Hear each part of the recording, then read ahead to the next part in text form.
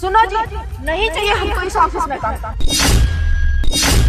अरे जिस जगह पे 3 महीने से सैलरी ना मिल रही हूँ वहाँ पे काम हम नहीं करेंगे। अरे कहाँ कर रही है, पगला गई होगा? तुमने हमारी टोपी नीचे क्यों फेंकी? अरे कहाँ कर रहे हैं?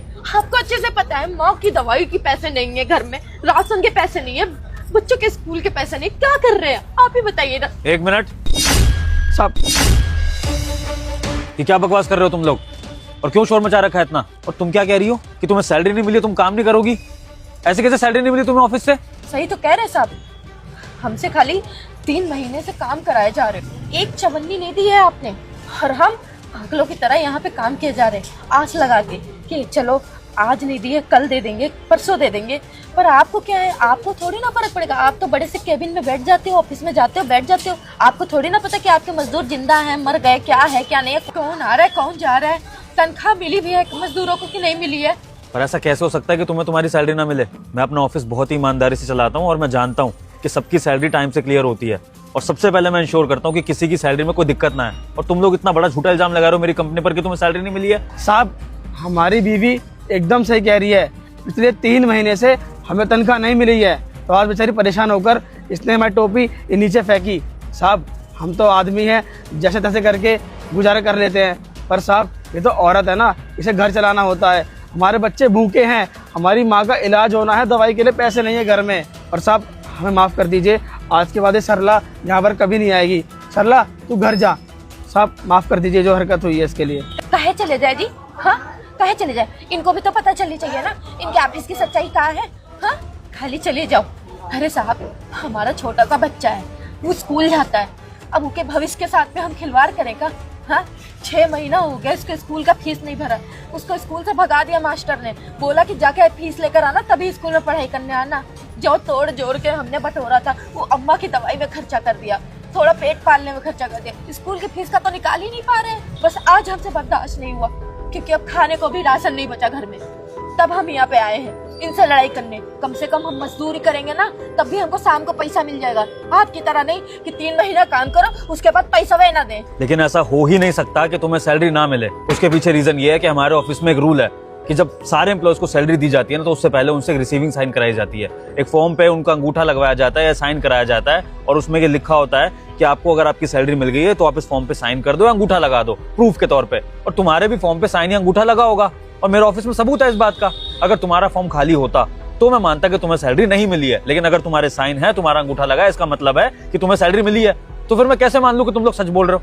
कौन फार्म की बात कर रहे हैं साहब? जो हर सर जी जो है अंगूठा लगवाते हैं हम सबसे।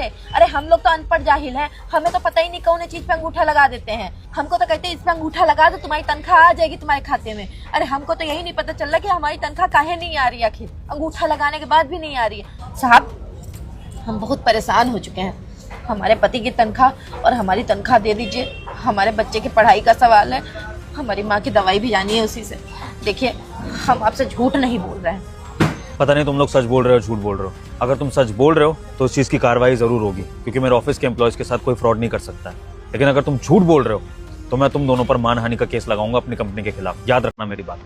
साहब हम भला झूठ काहे बोलेंगे, हमारे साथ में एक सहायिका काम करती थी, वो इसी चक्कर में यहाँ से नौकरी छोड़ के चली गई हैं कहीं और नौकरी करने के लिए। आपको भरोसा ना हो ना तो उनका नंबर निकलवा के आप उनसे बात कर लीजिएगा, और आपको रही पुलिस कंप्लेन की तब कर दीजिए। हमको डर नहीं है, हम क्योंकि झूठ नहीं हम सच बोलते हैं। ठीक है, एक काम करो, ये 10,000 रुपये पड़े हैं मेरे पास, ये थोड़ी सी अपनी सैलरी समझ के रख लो, और बाकी की सैलरी मैं जल्दी तुम्हारे अकाउंट में ट्रांसफ़र करवाता हूँ। लेकिन एक बात याद रखना, अगर तुम्हारी बात सच है तो तुम्हें तुम्हारी बची हुई सैलरी पूरी दी जाएगी, लेकिन अगर झूठ है तो ये जितनी दे रहा हूँ ये भी वापस दे दूँगा, और उसके साथ क्या करूँगा वो तुम अच्छे से जानते हो। लो पकड़ो, अपने घर के खर्चे चलाओ, और अब काम छोड़ने की बात मत करना, दोनों काम पर ध्यान दो, मैं कार्रवाई कर। शुक्रिया साहब जी। सरला अब तुम घर जाओ, इन पैसों से ना माँ की दवाई ले लेना और जाकर स्कूल में बच्चों की फीस भर देना, और हाँ घर में ना राशन डाल लेना, और सुनो आज ना मटर पनीर बनाना। ठीक है, जल्दी आइएगा घर। हाँ हाँ हम आ जाएंगे।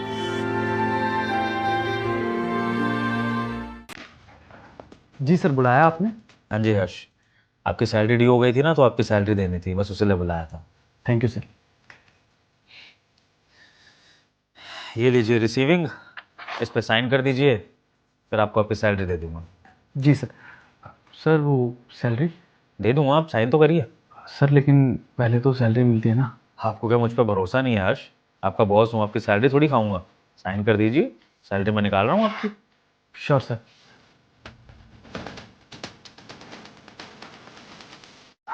Done sir. Thank you Harsh, अब आप जा सकते हैं। सर वो सैलरी? क्या बात कर रहे हो हर्ष? अभी तो मैंने आपको आपकी सैलरी दे दी, अपने फॉर्म पर साइन भी करा है कि आपको सैलरी मिल गई है।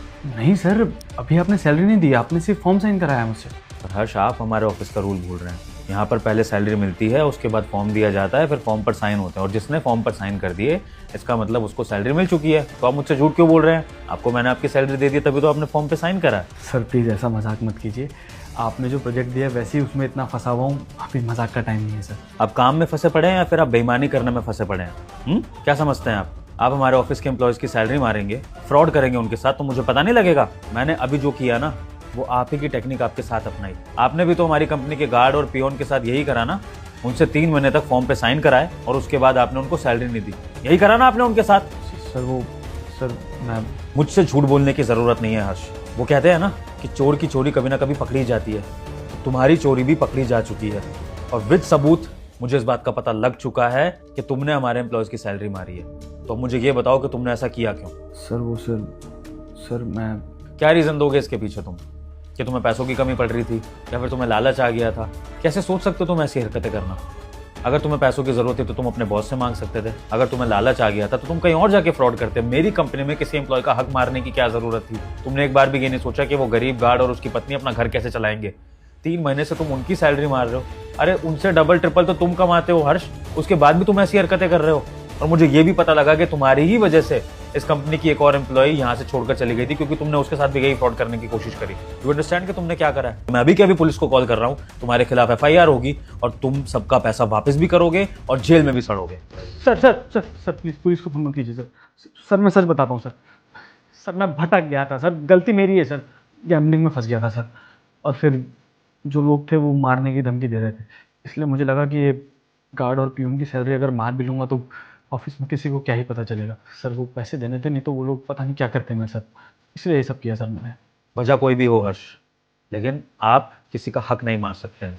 देखो, तुम एक अच्छे और रिस्पेक्टेड घर से हो, इसलिए तुम्हें एक लास्ट वार्निंग दे रहा हूँ, और तुम्हारे लिए तुम्हारी गलती की सज़ा ये है कि तुम अभी के अभी अपने बैंक जाकर सबकी सैलरी वापस करोगे, जो तुमने जिसकी भी सैलरी मारी है। इनफैक्ट उस पियोन के घर भी वापस जाओगे जो तुम्हारी वजह से ये कंपनी छोड़कर गई थी, और उसके बाद ही मैं पुलिस में कंप्लेंट नहीं करूँगा। और अगर तुमने ऐसा नहीं किया तो बस तुम्हारा करियर खराब होना एक फ़ोन दूर है।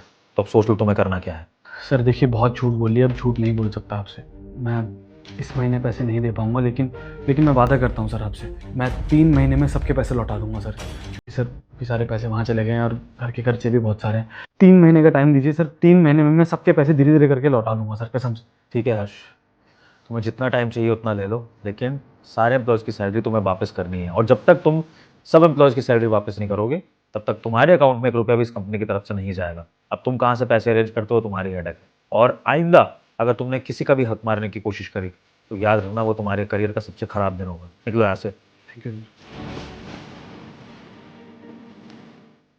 दोस्तों, कंपनी में अच्छे और बुरे हर तरह के एम्प्लॉयज़ होते हैं, लेकिन एक बॉस का फ़र्ज़ होता है दोनों तरह के एम्प्लॉयज़ को उनका जायज़ ट्रीटमेंट देना। इस वीडियो में बॉस ने इंसाफ किया कि नहीं, ये आप कमेंट सेक्शन में बताइए, और आपको हमारी वीडियो कैसी लगी ये भी। तब तक हमारे चैनल को फॉलो करिए और वीडियो को लाइक शेयर करना ना भूलिए। Thank you.